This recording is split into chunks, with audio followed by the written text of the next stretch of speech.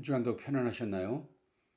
오늘도 복된 주님의 날 아침, 오늘도 말씀으로 주님께 나아가도록 하겠습니다. 오늘 같이 묵상하실 말씀은 요한복음 11장 17절에서 27절 말씀입니다. 오늘 같이 묵상하실 말씀은 요한복음 11장 17절에서 27절 말씀입니다. 제가 봉독하겠습니다. 예수께서 와서 보시니 나사로가 무덤에 있은지 이미 나으리라. 베다냐는 예루살렘에서 가깝기가 한 5리쯤 되매 많은 유대인이 마르다와 마리아에게 그 오라비의 일로 위문하러 왔더니 마르다는 예수께서 오신다는 말을 듣고 곧 나가 맞이하되 마리아는 집에 앉았더라. 마르다가 예수께 여짜오되 주께서 여기 계셨더라면 내 오라버니가 죽지 아니하였겠나이다. 그러나 나는 이제라도 주께서 무엇이든지 하나님께 구하시는 것을 하나님이 주실 줄을 아나이다. 예수께서 이르시되 네 오라비가 다시 살아나리라.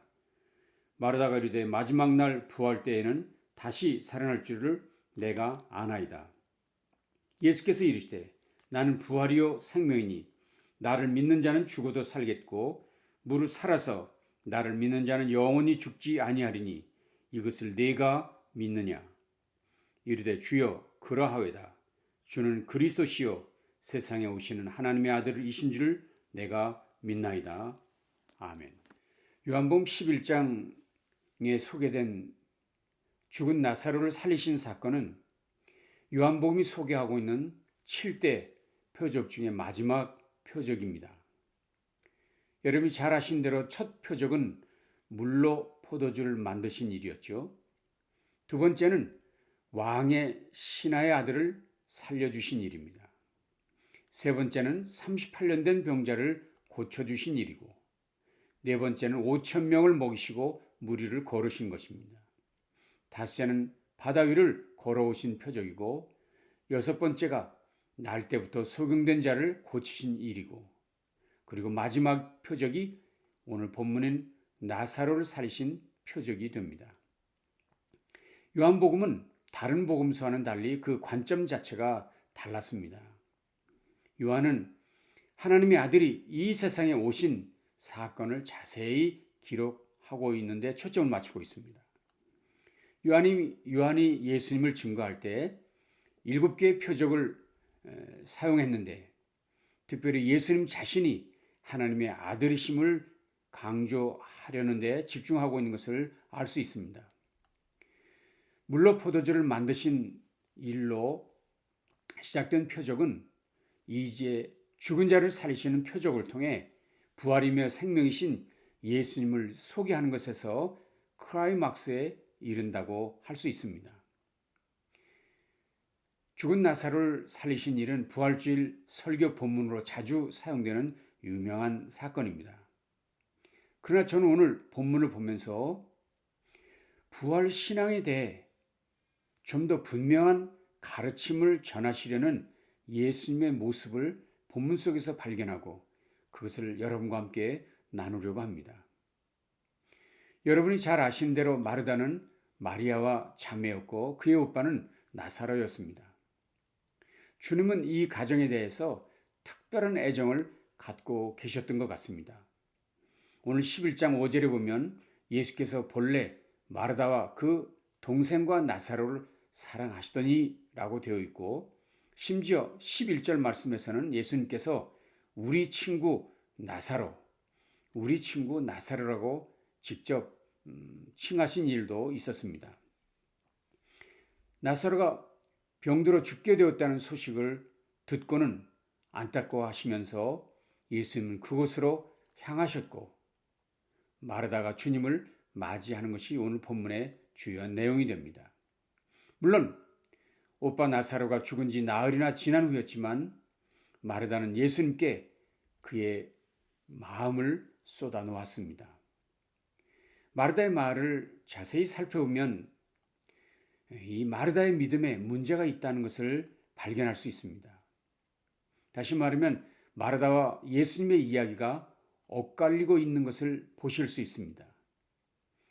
예수님은 마르다의 잘못된 신앙을 하나하나 고쳐가고 계셨습니다. 물론 마르다가 예수님을 사랑했습니다. 예수님을 믿은 것도 사실입니다. 심지어 어떤 면에서는 마르다는 부활에 대해서도 믿음이 있었다는 것을 알 수 있습니다. 그런데도 그의 믿음에는 문제가 있었다는 것이죠. 우리들에게도 동일한 문제가 있는 것이 아닐까요? 대부분의 교우들도 예수님을 믿으십니다. 예수님을 사랑하십니다. 그리고 예수님의 부활도 믿고 우리의 신앙 고백에서 빠뜨리지 않고 그것을 고백하기도 합니다. 그런데 성도들과 좀 더 이야기를 나눠보면 어딘가 좀 부족한 점이 있다는 것을 종종 느낄 때가 있었습니다. 그렇습니다. 문제가 무엇일까요? 특별히 주님께 대한 문제가 가장 두드러진 문제라고 얘기할 수 있습니다. 자, 한 가지 살펴보도록 하시겠습니다. 우선 첫째로 21절을 다시 보시겠습니다. 21절. 마르다가 예수께 여짜오되 주께서 여기 계셨더라면 내 오라버니가 죽지 아니하였겠나이다. 그녀의 문제는 뭡니까? 주님을 믿기는 하지만 주께서 고난의 현장인 이곳에 계시지 않았다는 것. 그리고 그렇게도 갈급해하던 그 시간에 주님은 계시지 않아서 문제가 생겼다고 이야기하는 것입니다. 마르다의 사람들은 며칠 전부터 주님께 급히 와달라고 요청을 했었습니다. 그러나 주님은 그때 그 자리에 가시지 않았습니다. 그래서 오라버니는 죽었고 죽은 지 나흘이나 되어서 지금 썩어 냄새가 나고 있었다는 것입니다. 주님이 그때 그 자리에 오시지 않아서 문제가 생겼다는 것이지요. 혹시 우리들의 아픔도 우리들의 문제도 마찬가지 아닐까요? 우리가 힘들어하는 문제는 우리가 지금 이렇게 힘들어하고 있는데 왜 주님은 답이 없으시는가? 왜 주님은 지금 역사하지 않으시냐 하는 것이 오늘 우리의 문제 아닙니까? 그러나 여러분, 주님이 그렇게 하실 때에는 뜻이 있었습니다. 오늘 4절 말씀을 보면 이런 말씀이 있었습니다. 예수께서 들으시고 이르시되 이 병은 죽을 병이 아니라 하나님의 영광을 위함이요 하나님의 아들이 이로 말미암아 영광을 받게 하려 함이라 하시더라. 무슨 말씀인가요? 이 일을 통해 하나님의 영광을 드러내려 함이고 이 일을 통해 하나님의 아들이 영광을 받게 하려는 뜻이 그 일에는 있었다는 것이에요.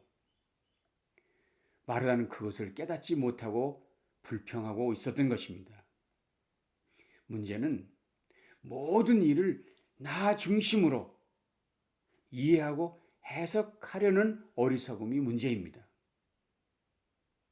오히려 문제를 주님 중심으로 보려는 것이 중요한 이야기라는 것이지요.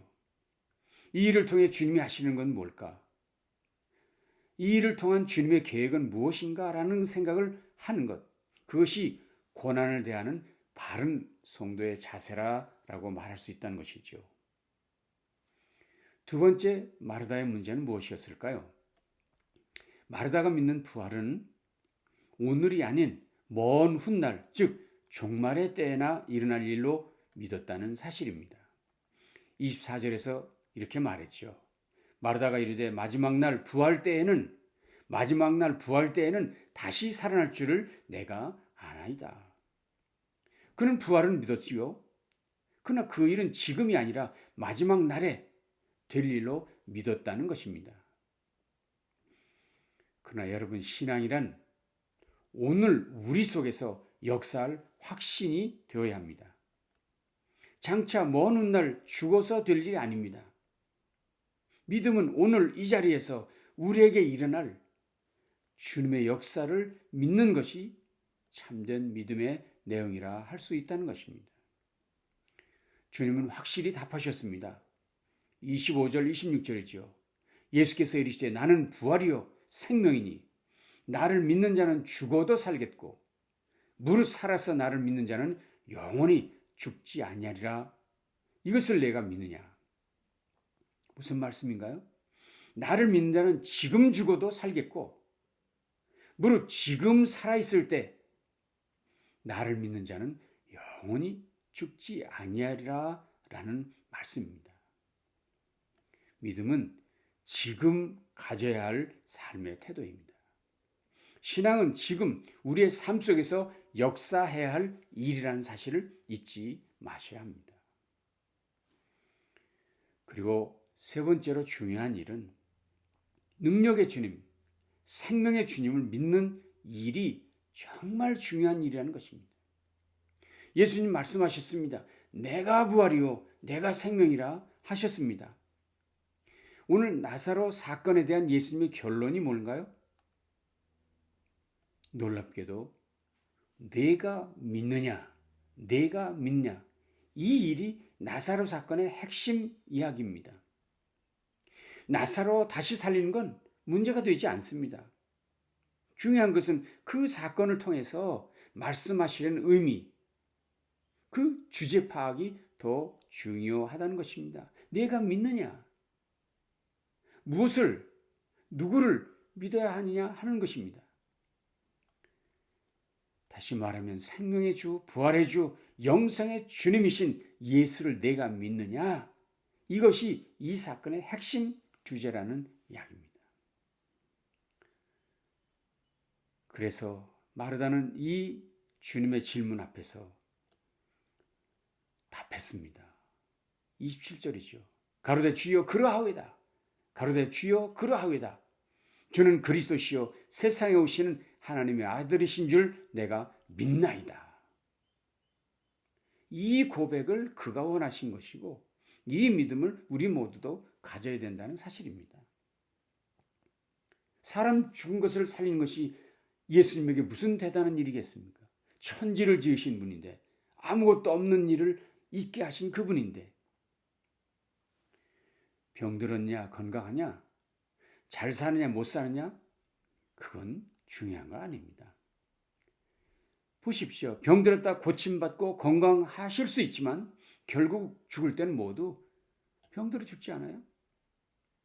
잘 살고 멋지게 살 수 있습니다. 그러나 결국은 세상 떠날 때는 다 놓고 빈소로 가는 것이 아닙니까? 정말 중요한 것은 주께서 질문하신 이 질문, 내가 믿느냐? 내가 믿느냐? 사망과 생명의 주인 되신 예수 그리스도, 그분께 대한 믿음이 있느냐? 이게 관건이라는 것이에요. 나사로가 죽고 사느냐는 중요하지 않습니다. 결국 다시 살아난 나사로는 분명히 얼마 후에 또 다시 죽었을 것입니다. 나사로는 어떤 면에서 예수님보다 하루 더 무덤에 있었던 사람으로서 인류 중에 최고의 경험을 했던 사람임이 분명합니다. 그러나 예수님의 수제자 베드로도 경험하지 못했던 이 엄청난 일을 그는 경험했지만 그는 12제자에도 들어가지 못했습니다. 중요한 것은 부활의 주님, 생명의 주인 되신 그분을 믿느냐, 이것이 관건입니다. 이것이 모든 문제의 해결의 열쇠입니다. 사랑하는 교우 여러분, 생명의 주인 되신 그분을 믿으십니까? 인생의 주관자 되신 그분을 믿으십니까?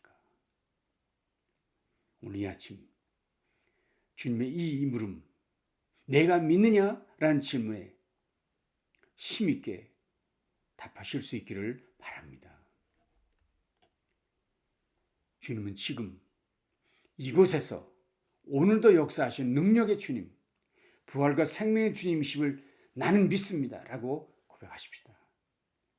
그 믿음으로 사망 권세라도 이기시고 범사에 승리하시는 모든 성도들이 되시기를 주님의 이름으로 축원합니다. 기도하겠습니다. 주님 감사합니다. 오늘도 귀한 말씀으로 우리를 다시 힘있게 하시니 감사합니다. 우리가 죽고 사는 것이 문제가 아니라 우리가 잘 살고 잘 지내는 것이 문제가 아니라 생명의 주인 되시는 주님을 내가 믿고 살아가는 것, 그것이 더 중요한 문제임을 다시 한번 말씀해 주시니 감사하고, 오늘도 내일도 영원토록 그 주님 붙들고 의지하며 살아가는 우리 온 성도들 되어지게 해 주시옵소서. 예수님 존귀하신 이름으로 간절히 축복하며 기도합니다. 아멘. 오늘 남은 날도 주님과 동행하시는 승리의 날이 되시기를 바랍니다.